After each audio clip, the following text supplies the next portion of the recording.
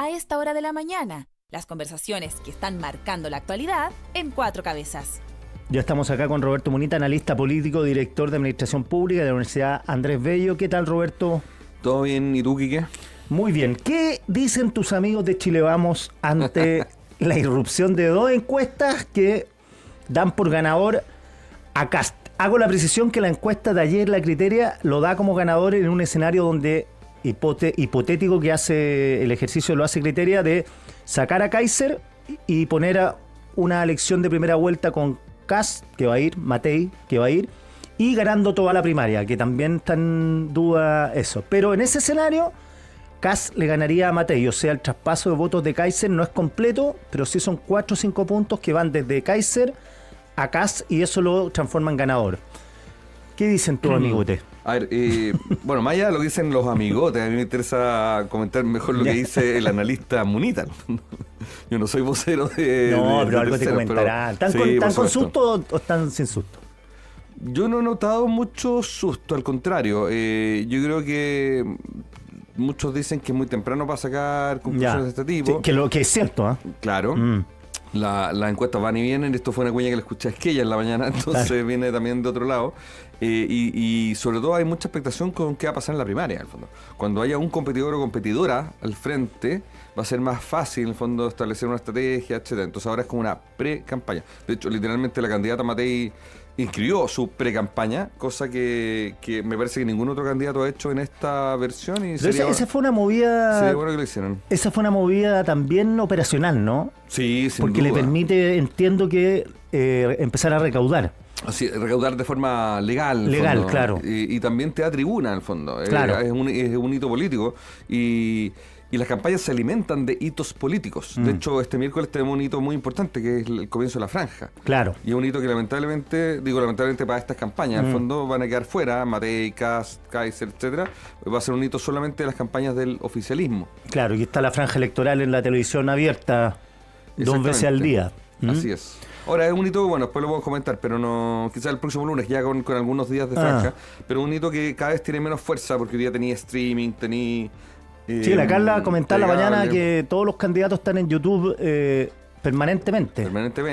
Entonces, de hecho, o sea, y a mí me toca de cerca, porque mi tesis de doctorado es sobre la franja en el fondo. Y la franja electoral en la tele es tu tesis. Claro, estoy estudiando la franja de los constituyentes, sobre todo la parte emocional.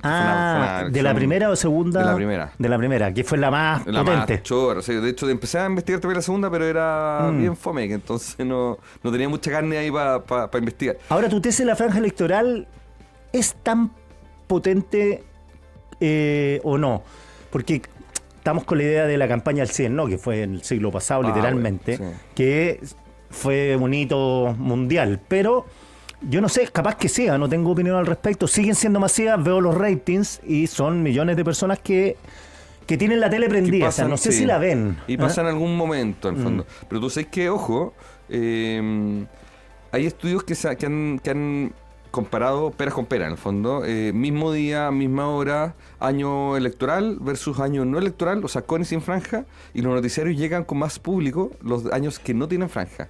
Claro. O sea, a pesar de que son millones de personas. Sí, porque me imagino que... Hay más gente que cambia el canal, sí, bueno, o sea, va streaming, o sea, de cable. Totalmente. Me acuerdo de mi experiencia franja, que en ese tiempo se medía el cable. No sé si el streaming el streaming en mi tiempo no, cuando era director de prensa. Ahí, cierto, o sea, había una fuga al cable.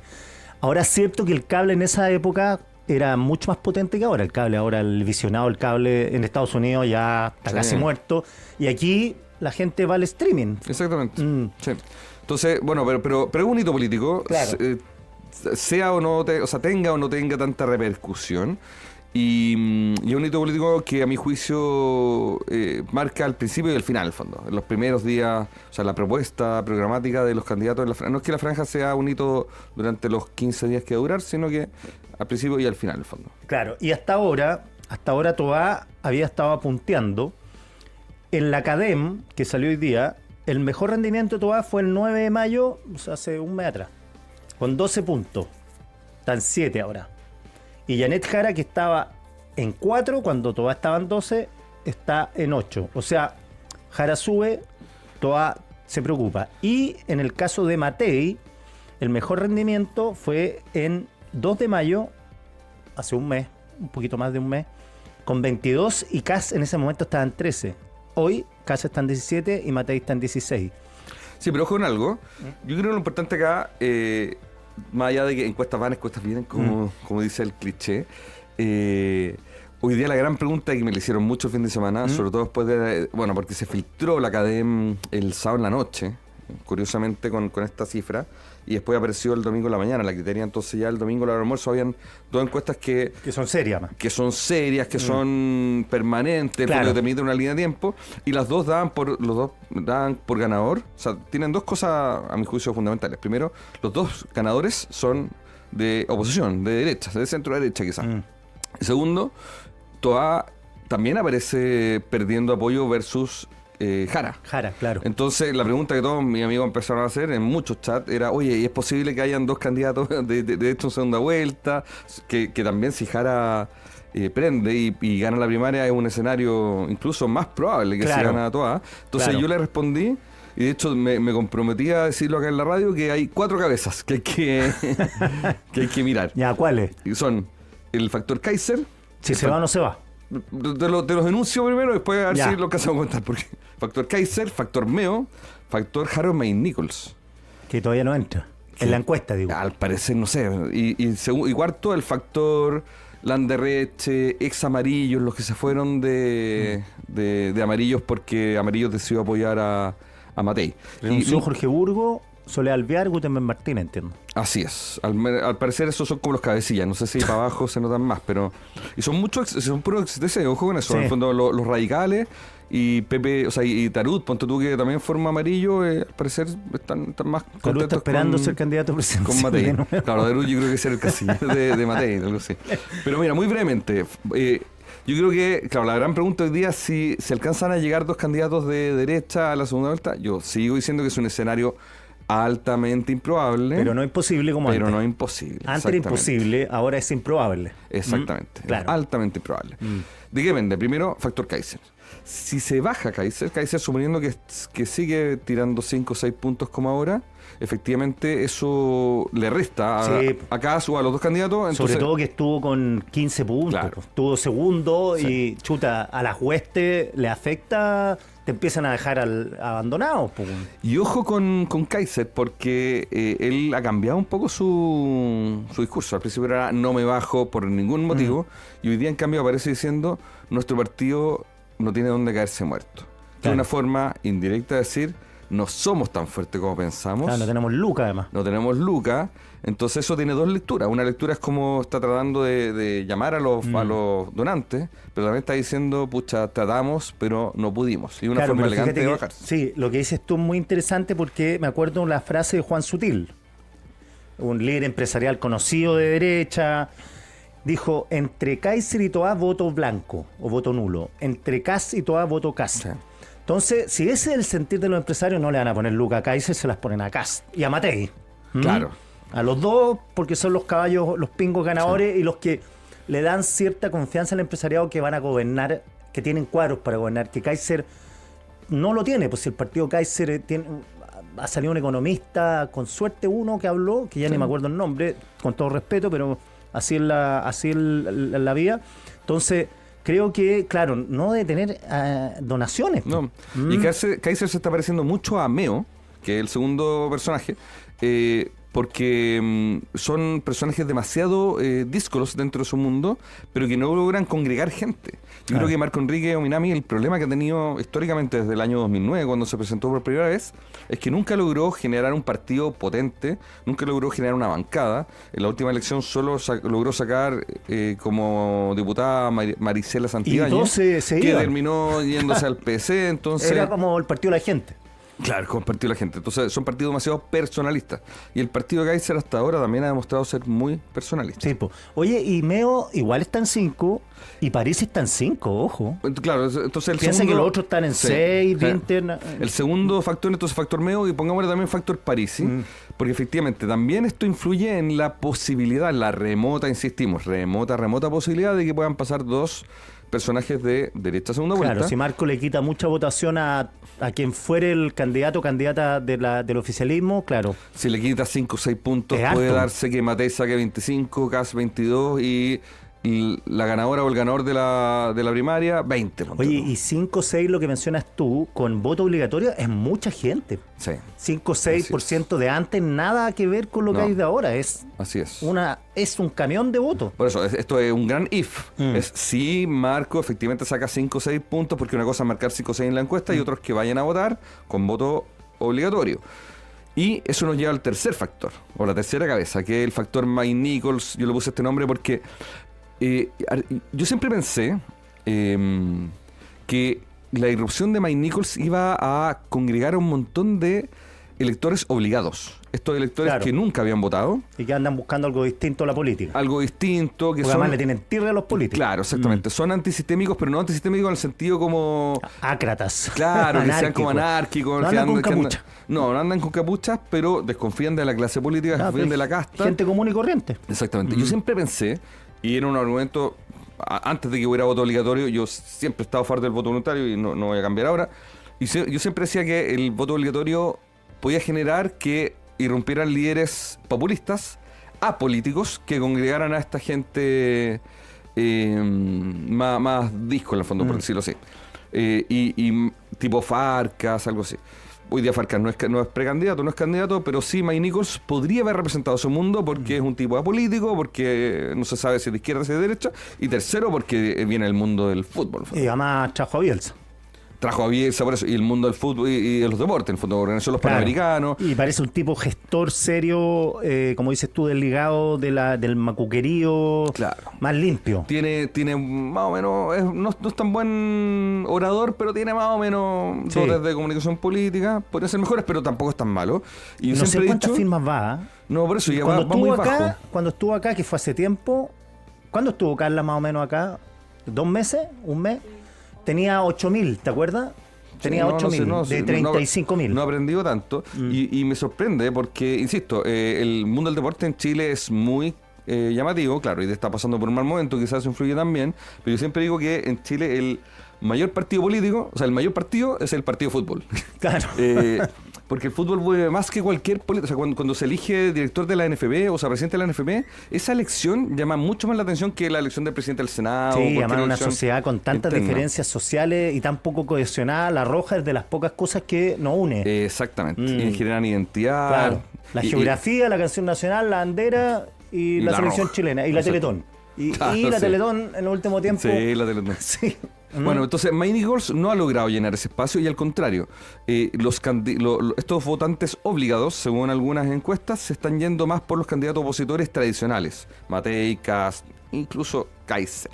Tradicional me refiero de partidos tradicionales. Lo que sí sabemos es que los votantes obligados tienden a ser de oposición. No digo que sean de derecha, ojo. Hoy día están votando de derecha, pero el día de mañana, si Evelyn Matei es la presidenta, sin duda se van a inclinar más por la izquierda. Porque El cabreado. Claro, el cabreado. Entonces, ¿a qué mira El voto o cabreado. a quién culpabiliza? Al que está en el poder. Y el que venga también va a tener la culpa y el que venga después tener la culpa. Exactamente. Y por eso porque claro, no sé si te ha pasado a tus amigos de extranjeros, no logran entender, me acuerdo los periodistas que venían para acá y que uno, argentino, brasileño, no logran entender el paso de la primera constituyente Sí, po. a la segunda constituyente. Después no logran entender por qué Boric y Kast, el candidato más izquierdista y el candidato más derechista desde los 90, pasaban a segunda vuelta y ahora no logran entender, después de un gobierno el más izquierdista, que no fue tan izquierdista, pero en principio parecía que sí, ahora la gente está optando por un candidato como José Antonio Kast, que para los extranjeros es de derecha o extrema derecha por lo que han oído ellos. Entonces son cambios. Y claro, uno dice, no, es que en Chile le gusta la alternancia en el poder. Yo creo más porque va por el lado tuyo, el cabreado. Sí. El cabreado que está choreado con todo, weón. Y el voto es muy volátil. Probablemente acá hay mucha gente que no está escuchando que dice, no están así, yo siempre voto de izquierda o siempre voto de derecha. Sí, efectivamente hay un porcentaje de gente que es consistente Claro. en sus preferencias electorales y son probablemente los que escuchan una radio, escuchan política, noticias, claro. escuchan noticias políticas en la mañana. Pero la gran mayoría, primero no se informa políticamente y para eso es útil los hitos políticos, es útil la franja, son útiles los debates, porque Claro. hay un autor que se llama Mazzoleni que habla del el votante monitor, que está a medio camino entre el votante informado, Ya. que consume noticias políticas constantemente, y el votante que no está ni ahí, que el votante... Que le llega por la tangencial, No, de no, oídas. que va a ir a votar y a votar porque le caiga mejor. Y dice, podría Claro. votar por Brian Nichols. El votante monitor que está al medio es el que busca ciertos hitos para informarse. Ciertos como shortcuts, ciertos Ya, el atajos. debate. Los debates, la franja, Ya. y uno o dos hitos más. Ahora, de acuerdo a tu experiencia, la gente decide el voto al final, Hay de porque todo. en Perú me acuerdo haber leído un Sí. estudio que la gente lo decidía el día anterior. No, hay de todo. Y acá la verdad es que, o sea, por eso uno cuando mira la encuesta tiene que ir mirando el número de, o No el sabe, no porcentaje de responde. no sabe, no responde, Ya. y se tiende a bajar, pero hay gente que, hay de todo. Hay un porcentaje que lo decía al final, sobre todo estos obligados, estos desinformados, Claro. pero también hay mucha gente que lo decide un mes cuando empiezan las ¿No te ha campañas. pasado a ti que tú estés metido en esto? Que yo también, que a mí de repente me pregunta, no sé, por una persona, ya, ¿y por quién tengo que votar? Así como Sí. externalizan el... Sí, por Yo suerte. digo, no sé, pues tú decides por quién tenés que votar. No, pero dime tú más o menos, ¿qué proponen los tipos? Y gente... Digo, de todos los sectores, ¿ah? Pero te dicen... Y gente más informada, El al fondo, proceso porque- constituyente era... Porque nadie Ah. entendía nada de lo que estaban votando. No, y eso pasa sobre todo con elecciones donde tenéis mucho candidato, en fondo, tipo concejales, Claro. core. ¿Por quién votó? No, vota por este, ya, listo. Y todos votando por ese. Y de hecho nosotros, me digo nosotros, porque yo fui asesor parlamentario mucho tiempo, me tocó con los parlamentarios que yo trabajaba fomentar, ponte tú, que existiera el voto de lista, ¿cachai? Porque para concejales, para cores, la gente vota en general por el primero del partido que te gusta. Ya. Y entonces ser el primero es el 80% de la ¿Y campaña. no es por orden alfabético, no? No, no es por orden alfabético. Ah, o sea, se pelean en el primer lugar, sí, claro. se pelean. O sea, Es como quedar bien puesto la pole position. no es ni más ni menos que eso. De hecho, un amigo iba candidato a core el año pasado y yo le dije, mira, lo único que tenéis que hacer, lo único, es aparecer primero en la lista. Y diles que te bajáis si es que no hay primero en la lista. Y lo negoció y de hecho salió core. Y estaba primero en la lista. Y estaba primero en la Ah, lista. mira, eso no lo sabía. Buen dato. Sí, Mm. lo único que dice la ley es que primero aparecen los militantes y después los independientes, Claro. agrupados. No puede haber militante, militante, sino que todos los militantes primero y los independientes después. Ya, tú, Ya. de acuerdo a tu experiencia, ¿qué le recomendaría al Chile Vamos ahora de hacer con Matei? Porque tiene que ahí poner la pelota en el piso, calmarse y queda mucho tiempo por delante, que no sé si es bueno o malo eso, pero ¿qué tienen que hacer para revertir esta sensación de que Kast está subiendo, creciendo? Sí, lamentablemente en campañas políticas, al igual que en muchos otros temas, la percepción es súper importante. Ya. O sea, esto también pasa en seguridad, ¿cierto? Pasa en corrupción. Mucha gente critica que, claro, que en seguridad medimos la percepción y no ponte tú, los asaltos reales, etcétera, porque la percepción también Sí, pues hay que hacerse cargo de las percepciones. siempre. cambia el comportamiento, en el fondo. Obvio, En campañas obvio. políticas pasa un poco lo mismo, entonces... Son bien desgraciadas las percepciones, pero son. Exactamente. Mm. Exactamente. Entonces, como en campañas pasa lo mismo, sí, yo creo que el comando tiene que hacerse cargo de esta percepción. A mi juicio, tienen que hacer cambios, tienen que, no sé, avanzar sin prisa, porque tampoco hay que ponerse mucho, todavía falta la primaria, Mucho Matei falta. tiene que ver quién va a ser la competidora o el competidor que va a estar al frente, etcétera. Es muy distinto enfrentarse a una Jara que a una Toá Sí, después. po, y pasa también por infinitas... ¿Te acuerdas Longueira que se enfermó? Claro. Entre medio de Pero la hay que campaña. avanzar sin prisa, pero sin pausa. Y Matei en esto tiene mucho para ofrecer. Tiene un tremendo equipo detrás. Tiene 4 partidos ahora con amarillo. Y ojalá que podamos hablar de eso un par de minutos. Y nada, pues en el fondo yo creo que tienen que accionar. Tienen que meterle un poquito de acelerador. No tanto, pero un poquito. ¿Amarillo le favorece o no le favorece? Le favorece, sin duda. Ya, porque sin le duda. amplía el arco político. Claro, y aparte te da mucho relato, en el fondo. Ellos pueden decir, nuestra candidatura traspasa las barreras de Chile Vamos, traspasa Claro. incluso las barreras de Y la derecha. representa lo más fielmente el rechazo. Exacto, y del es primer volver a proceso. la retórica del rechazo, del primer rechazo. Que se rompe el eje de Eso- sí en no, del plebiscito. Exactamente. Claro. Y eso es algo muy bueno y a mí no me molesta, porque mucha gente dice, sí, pero es malo que hayan... Porque Amarillo, recuerden para los que están escuchando, que Amarillo dijo que apoyaba a Billy Matei, Claro. pero que iba a ir por lista única. Claro, ¿Ya? Lo que es muy amarillo también. en el fondo, lista porque- parlamentaria. Lista parlamentaria única, porque como buen amarillo no podían ser Claro. tan derecha. chileamos, en el fondo. Pero a mí no me molesta eso. Yo creo que al contrario, ayuda a que haya una candidata que tenga más de una lista parlamentaria que la apoya. Eso, en el fondo, tenéis más candidatos recorriendo Chile, uno salen más carteles, etcétera. Entonces, yo creo que es pura ganancia. Ahora, y ese era el cuarto factor del que quería hablar, y lo sumo con Landerreche. Yo creo que los Guteberg Martínez, los Solalvear, los Burgos que se salen de amarillo, por supuesto tienen todo el derecho a hacerlo, y los Landerreche, que fíjense lo que dice Landerreche, yo apoyo a Toa, pero no estoy seguro de poder votar por alguien del Frente Amplio o del Partido Comunista si es que gana la primaria. Yo hablé el viernes con él, me dijo, ojo, yo no dije que no iba a votar. Lo que dije es que me tienen que convencer que vote por ellos porque desconfío de ellos. Sí. Esa desconfianza, bueno, claro. También de nuevo una percepción súper buena. Yo siento que la ex DC, que se salió de la DC, algunos por el rechazo, otros habían salido antes, y acá tenemos a los amarillos y a los demócratas, están en un verdadero zapato chino.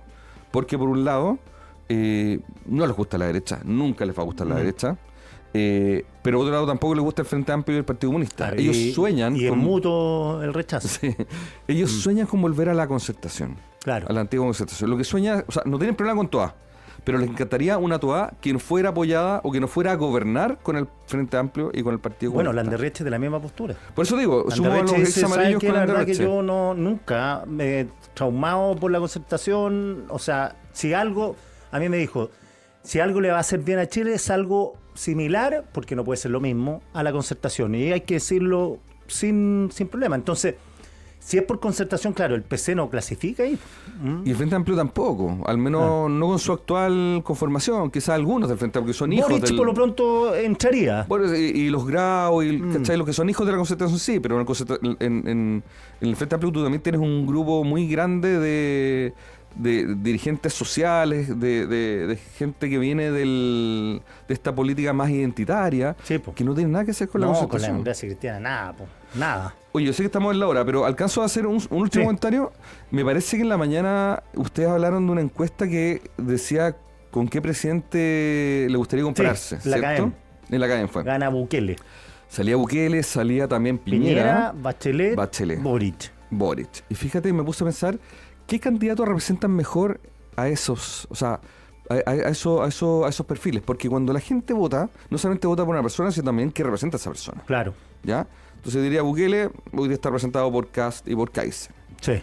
Piñera, Matei. Sí. Bachelet, yo creo que es Jara. Y eso también, yo creo que explica un poco el aumento. Yo creo que el aumento de Jara en la última semana está explicado porque es una buena candidata. Habla bien, se mueve bien, se parece a Bachelet. Es simpática. Y segundo, también por los escándalos de corrupción, Procultura, etcétera, que han afectado más a Winter y al Frente Amplio. Yo creo que por eso Winter no despega.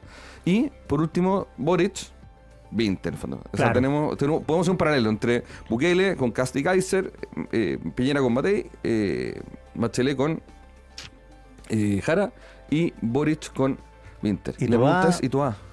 ¿A qué se parece Toa? Lago.